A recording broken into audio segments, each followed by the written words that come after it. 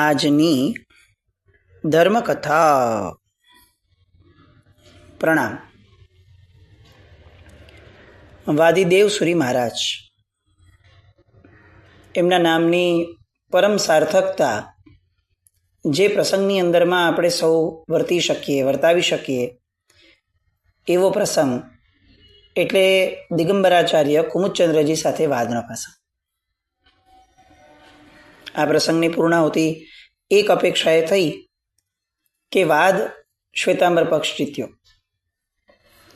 દેવસુરી મહારાજ પોતાના જ્ઞાન બળ દ્વારા, પોતાની અભિવ્યક્તિ દ્વારા એ રીતે છવાઈ ગયા કે કુમુદચંદ્રજી એમના અન્ય બીજા ચિક્કાર પ્રયત્નો થવા છતાં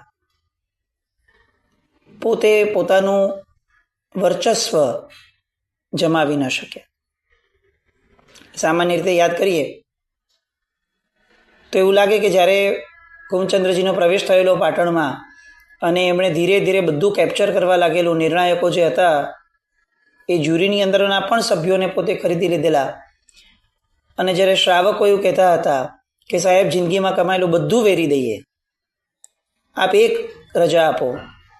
અને એ સમયે વાદીદેવ સુરી મહારાજ બહુ શાંત અને મૌનપણે જ્યારે એવું કહેતા કે સત્ય માટે લડીએ છીએ તો સત્યતા સાથે લડશો. અને એ ક્ષણે જે મનમાં અધીરા, એ ઉચાટ એ શ્રાવકોએ, એ મહાજનોએ અનુભવ્યું હશે કે સાહેબ બોલે છે પણ આ ખરીદાયેલા સભ્યોની સામે કઈ રીતે જીતશું, એ ઉચાટનો આ જવાબ હતો. દરેકે દરેક પરિસ્થિતિ તત્ક્ષણ આપણા મનની અંદરમાં કેટલીક લાગણીઓ જન્માવે છે. દરેકે દરેક વ્યક્તિનો આ જીવનનો શિરસ્તો છે.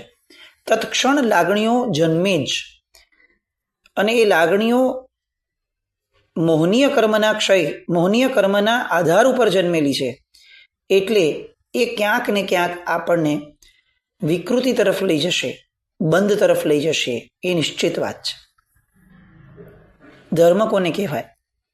ધર્મ એને કહેવાય, સમજણ એને કહેવાય કે જેમાં તત્ક્ષણ આવતી એ લાગણીઓને થોડી ગંભીરતાથી, થોડી પરિપક્વતાથી વિચારણા કરી અને પછી એને તવજ્જો આપવી જોઈએ કે ભાઈ એને વજન આપવું જોઈએ કે આને કેટલું આપવું કે કેટલું ના આપવું. લાગણીના પ્રવાહમાં, તણાવમાં જેટલું ડીલે આપણે કરી શકીએ એટલું આપણું સમજણનું સ્તર એ અધિક કહેવાય. અત્યારે આ ક્ષણે પાટણની રાજગાદી, પાટણનો રાજમહેલ, પાટણ નગર એ જાણે એક નવોઢા સ્ત્રી, નવવધુ સ્ત્રી હોય અને કેવો ઉલ્લાસ હોય એવા ઉલ્લાસની અંદરમાં ગરકાવ છે. સ્વયં સિદ્ધરાજ જયસિંહ અત્યારે એટલા બધા પ્રસન્ન છે કે એમણે આખા ગુજરાતમાં ખેપિયાઓ મોકલી દીધા અને ખેપિયાઓ દ્વારા સંદેશો પહોંચાડાવ્યો કે વાદીદેવ સુરી મહારાજ સાહેબ જીત્યા છે, શ્વેતાંબર પક્ષ જીત્યો છે, ગુજરાત જીત્યું છે, એનો આનંદ માણજો, આખા ગુજરાતમાં વિજયોત્સવ કરજો. શ્વેતાંબર પક્ષે ક્યારેય ન અનુભવ્યો હોય એવો ગૌરવવંતો સમારોહ દરેકે દરેક નગરમાં કરજો, કારણ કે ગુજરાત જીત્યું છે. કેવો આનંદ હશે! શ્વેતાંબર પક્ષને પોતિકાપણાનો આનંદ, સિદ્ધરાજ જયસિંહને પોતાના રાજ્યનો આનંદ, અને એવા સમયે જેમના આધાર ઉપર આ આખું કાર્ય થયું છે એ વ્યક્તિ સ્થિત પ્રજ્ઞની જેમ કોઈ પણ પ્રકારના લાગણીના આવેશ વિના ખૂબ ગંભીરતાથી પોતાના વદન ઉપર એકદમ નિરામય શાંતિ, જાણે કંઈ જ બન્યું નથી એવા કંઈ પણ જાતના લાગણીના ખળભળાટ વિનાનું જેમનું વદન છે એવા પૂજ્ય વાદીદેવ સુરી મહારાજ હતા.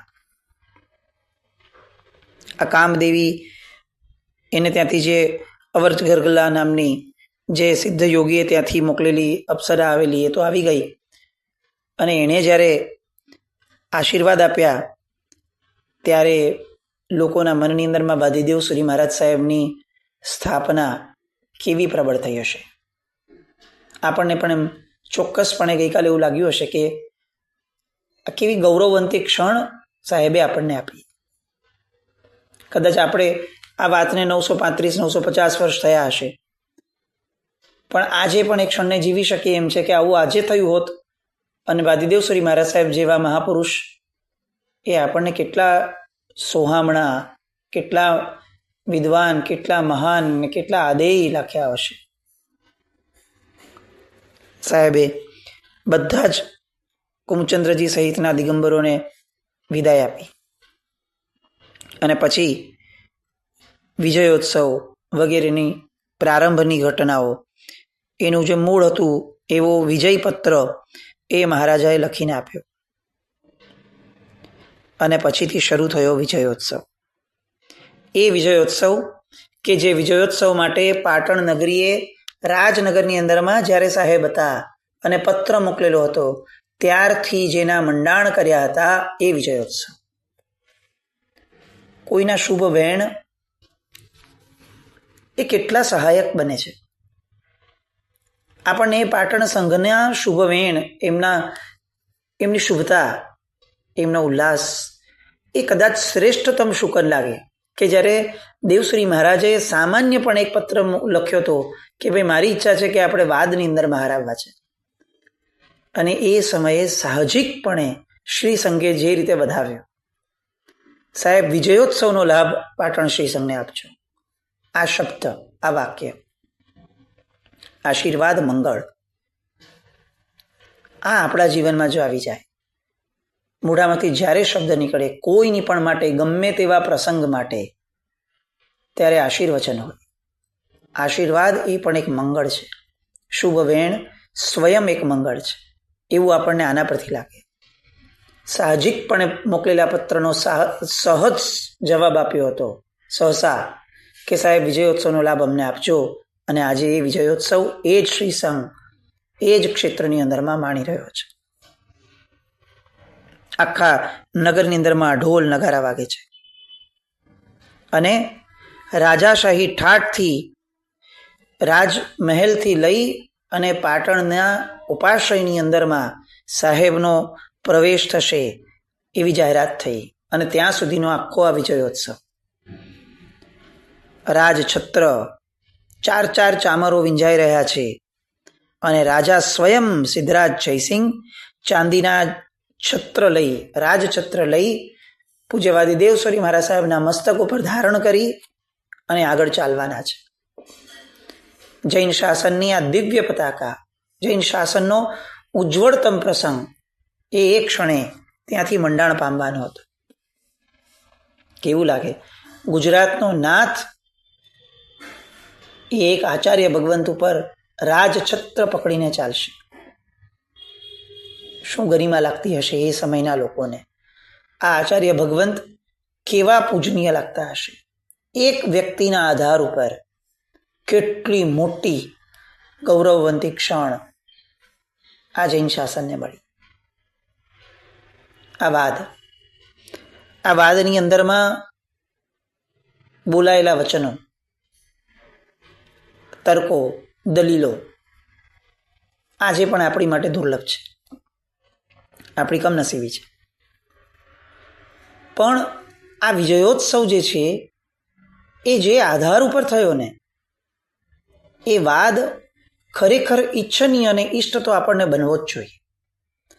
બહુ સામાન્યપણે વિચારીએ કે કુમુદચંદ્રજીએ રાજનગરની અંદરમાં જે કન્નડગત શરૂ કરી હતી, જો વાદીદેવ શ્રી મહારાજ સાહેબ એ વાદ દ્વારા જવાબ આપવાનો નિર્ણય ન લેત અને જે રીતે તમે વર્ત્યા એ રીતે અમે વર્તશું એવું જો સ્ટેન્ડ એમણે લીધું હોત તો શું પરિસ્થિતિ થઈ હોત? તમે અમારા સાધુજી ભગવંતને હેરાન કર્યા તો અમે તમારા સાધુ ભગવંતોને હેરાન કરશું, અમે ગોચરી નહીં આપીએ. આખા રાજનગરની અંદરમાં જાહેરાત થઈ જાય કે ભાઈ કોઈ એ દિગંબરોને સહાય નહીં કરવી, કોઈ પણ પ્રકારની વસ્તુઓમાં ક્યાંય સહાયભૂત ન થવું. આવી રીતનું સ્ટેન્ડ લીધું હોત તો, અસહકાર આંદોલન કર્યું હોત તો આ ગૌરવ મળત. આના દ્વારા આપણે શીખવાનું આ છે કે આપણો વિરોધ, આપણો પ્રતિકાર, આપણો પ્રત્યુત્તર એ પણ ગૌરવવંતો હોવો જોઈએ. સામો પોતાના ગૌરવની હાનિ થાય એવું વર્તે છે તો એનો અર્થ એ નથી કે હું પણ મારા ગૌરવની હાનિ થાય એવી રીતે વર્તીને જવાબ આપું. ના, હું વાદીદેવ સુરી મહારાજ સાહેબનો વંશજ છું. હું આવું ક્યારેય ન કરી શકું, કોઈ પણ પરિસ્થિતિમાં પણ ન કરી શકું. ધર્મનું ક્ષેત્ર હોય કે સંસારનું ક્ષેત્ર હોય, હું મારું ગૌરવ નીચું કરી અને ક્યારેય કોઈને શીખવવાનો, કોઈને પાઠ ભણાવવાનો કે કોઈની હારે બદલો લેવાનો કોઈ પણ પ્રયાસ ક્યારેય ન કરી શકું. વાદીદેવ સુરી મહારાજ સાહેબ સ્વયં વાદના માર્ગે ચાલનારા હતા, તો એમણે પ્રત્યુત્તર પણ વાદ દ્વારા આપવાનો નિર્ણય કર્યો. નિર્ણય આપણે કરવાનો છે કે આપણે કયા માર્ગે ચાલવાના છીએ. વર્તમાન પરિસ્થિતિમાં કેટલા બધા પ્રશ્નો અને વિવાદો એવા છે કે જેના પ્રત્યુત્તરો, જેના પ્રતિકારો એ પદ્ધતિથી થઈ રહ્યા છે કે જેની અંદરમાં ગૌરવ સમષ્ટિગત હણાય છે. બહુ સામાન્યથી કોઈ પણ જાતના વિકલ્પ વગર અને કોઈ પણ જાતના પક્ષપાત વગર આપણે આમ એઝ અ લેમેન, હું એક અગર સામાન્ય જૈન કુળમાં જન્મેલો યુથ છું અને હું જૈન સંઘોની પરિસ્થિતિઓ જોઉં છું, જૈન શાસનની પરિસ્થિતિ જોઉં છું, તો મને શું લાગશે એ રીતે વિચાર કરીએ. તિથિના ઝઘડા, સામાચારીના ઝઘડા, સમુદાયોના ઝઘડા, સંઘોના ઝઘડા, સંઘોમાં મતો વ્યવહારોના ઝઘડા, કોનું અભિમાન સચવાયું ને કોનું ન સચવાયું એના ઝઘડા, દાન આપ્યા પછી તકતીના ઝઘડા. એક નાનકડી પણ વિધિ કરી હોય તો તમે આ વિધિ આ પ્રમાણે કેમ કરી અને આ પ્રમાણે કેમ ન કરી, અમે આવું માન્ય છીએ, આ શાસ્ત્ર છે, આ શાસ્ત્ર પાઠ છે, એના ઝઘડા. આ પરિપ્રેક્ષમાં હું અગર ઝીરો માણસ છું, કંઈ જ નથી અત્યાર સુધી જૈન શાસનમાં પદાર્પણ કરેલો અને મારે એન્ટર થવું છે, તો મને શું લાગશે? એન્ટર થવાનો ઉલ્લાસ ઉમળકો કેવો હશે? એનો વિચાર આપણે સૌએ કરવો જોઈએ. કેટલું ગુમાવ્યું છે આપણે, એના ભેગું એક સૌથી મોટો આયામ જે આપણે ગુમાવીએ છીએ એ છે કે આપણે ત્યાં હવે નવી પેઢી નથી આવતી. આપણા વિખવાદો, આપણા વિવાદો એના કારણે આવતા પહેલા જ સામા પક્ષને, નવા પક્ષને કંટાળો ઊભો થઈ ગયો છે. ભાઈ રહેવા દો ને, તમે તમારું પતાવો. તમારે ત્યાં બહુ ઝઘડા હોય છે, તમારે ત્યાં માથાકૂટ જ હોય છે, તમારે ત્યાં લોકો ટોક જ કરતા હોય છે. કેમ આવ્યું? કેમ આવી પરિસ્થિતિ? જે ક્ષેત્રોમાં, જે શાસનમાં વાદ દ્વારા આવડા મોટા પ્રશ્નો સુલઝી જતા હતા, એ શાસન કેમ વિવાદની અંદરમાં અટવાય છે? કેમ આપણે કોઈ પહેલ નથી કરતા કે વાદ દ્વારા સુલટાવો ને ભાઈ, વિદ્વાનો છો? કેમ આપણે આપણા પોતાના ઈષ્ટ ગુરુઓને, આ ઈષ્ટ વ્યક્તિઓને, પછી એ ગુરુ ભગવંત હોય, સંઘના વડીલો હોય, કોઈ પણ હોય, ઘરના પણ વડીલો કેમ ન હોય, આપણે આ અપ્રોચ કેમ એમના સુધી કન્વે નથી કરતા, એક્સપ્રેસ કરીને કે સાહેબ જે પણ વિવાદ છે, જે પણ પ્રશ્ન છે, વાદ દ્વારા સુલટાવો ને સાહેબ. જેની સાથે એકચ્યુઅલ પ્રોબ્લેમ છે એમની સાથે બેસી અને ત્યાં ને ત્યાં સુલટાવવાનો પ્રયત્ન કરો ને સાહેબ. કેમ બીજાઓ ઇન્વોલ્વ થાય? કેમ બીજાઓના એગ્રેશન ઇન્વોલ્વ થાય? ઇસ્લામની આજે પરિસ્થિતિ કેવી છે ખબર છે? એમના મૌલવીઓ મસ્જિદમાંથી જે બોલે એ લોકોના મનમાં, મગજમાં ભરાવાય અને પછીથી આખા જગતને એ પ્રમાણે નચાવવાનો, વર્તાવવાનો એક પ્રયાસ એ લોકો દ્વારા થાય. આપણને કેટલું ખરાબ લાગે છે આ. જગત કેટલું હેરાન થાય છે, આપણી નજર સામે આ દ્રશ્ય છે. તો આપણે કમસે કમ એ દિશામાં તો નથી જ જવું કે જે દિશાની અંદરમાં આપણું જૈન જગત હેરાન થાય. એવો નિર્ણય પણ કેમ ના કરી શકાય? સત્ય એટલું મોટું ન હોય કે એ સત્ય આપણી સમાધિને ડોલાવી શકે. સત્ય ક્યારે પણ પ્રસન્નતાને નંદવાઈ જાય, પ્રસન્નતાને તોડી નાખે, એવું કેવી રીતે હોઈ શકે? 500 શિષ્યો હતા, એ બધાનો મોક્ષ થવાનો હતો, પણ પોતાનો મોક્ષ અટકવાનો હતો. અને મુનીશ્વર સ્વામી ભગવાનને પૂછ્યું કે સાહેબ હું જાઉં? અને ત્યારે વિતરાગ ભગવાન એમને એમ નથી કહેતા કે જવા જેવું છે, કારણ કે 500ના તારનારા બનશો. વિતરાગ ભગવંત એક જ જવાબ આપે છે, એ બધા આરાધક બનશે પણ તમે વિરાધક બનશો. એક વ્યક્તિ પણ વિરાધક બને છે તો એ ભગવાનના શાસનને ઇષ્ટ નથી. અને આજે આપણી વર્તમાન પરિસ્થિતિ જોઈને કેટલા બધા નવા આત્માઓ વિરાધક બનતા હશે. આપણી માટે નિંદા કરીને, આપણી માટે નબળું બોલીને, આપણું નબળું જોયા પછીથી એને એક્સપ્રેસ કરીને. ચોક્કસપણે એમણે આ ન જ કરવું જોઈએ, પણ આપણે નિમિત્ત પણ ન આપવું જોઈએ. એવું કેમ આપણે નથી સમજતા? કેટલીક વાર જ્યારે વડીલો ઘરની અંદરમાં ન સમજે ને, ત્યારે આપણો હંમેશા પ્રયાસ આ હોય છે કે ભાઈ નાના હો તો આપણે આપણી રીતે રહીએ. આપણા સુધી આપણે આ વડીલોના વિવાદોને આપણા લેવલ પર ન લાવીએ. આવું તો કુટુંબોની અંદરમાં આપણે વારંવાર જોતા હોઈએ છીએ અને કરતા હોઈએ છીએ. આવું શાસનમાં કેમ ન કરીએ? આ વાદ એટલો બધો આપણી માટે ઇન્સ્પિરેશનવાળો બનવો જોઈએ કે કેવડા મોટા પ્રોબ્લેમ ઊભા થયા હતા રાજનગરમાં અને કેટલું સુંદર સોલ્યુશન આવ્યું વાદીદેવ સુરી મહારાજની આ ક્ષમતાના કારણે, આ માર્ગના કારણે, કે વાદથી પ્રશ્ન સુલટાશે, વિવાદથી નહીં જ થાય. આ ખરેખર વિજયોત્સવ છે આજે આપણો, કે આપણે હવે ક્યારે પણ ભગવાનના શાસનનો પરાજય થાય એવો માર્ગ નહીં લઈએ. કદાચ મારો પક્ષ જીતે, મારા ગુરુ જીતે, મારી તિથિ જીતે, મારો સંઘ જીતે, આ બધાના આગ્રહ કરતા મારું શાસન હારતું હોય એવા માર્ગ ઉપર જઈ અને મારે કંઈ જ નથી કરવું, કંઈ જ નથી મેળવવું, આવો સંકલ્પ આપણે નાનાઓ કરીએ. આ વાદની વાતો, વિજયોત્સવ થયો. અને મજાની વાત જુઓ કે પેલો જે થાવડ શ્રાવક હતો કે જેણે એમ કીધેલું કે સાહેબ હું આખી જિંદગીમાં કમાયેલો છું એ બધું વેરી નાખીશ, તમે ખાલી એક હા પાડો, બધા જ નિર્ણાયકોને ખરીદી લઈએ, અને જેટલું કમાણા છે ભગવાનના શાસન માટે જ કમાણા હતા, આવું જે બોલ્યા હતા. અને એ બોલ્યા પછી સાહેબે ના પાડી એટલે શાંત થઈ ગયા હતા. હવે એને અહીંયા કર્તવ્ય શું લાગ્યું? તો સાંભળો, એને કર્તવ્ય એ પૂરું કર્યું કે ફક્ત રાજમહેલથી ઉપાશ્રય જવા સુધીના વિજયોત્સવ દરમિયાનમાં આ એક થાહડ શ્રાવકે 3 લાખ સોના મહોરો દાનમાં આપી. કેમ ભાઈ? સાહેબે ના પાડી એટલે આપણે પૈસા નહોતા ખર્ચ્યા, આપણને ન ખર્ચવા એવું તો હતું નહીં.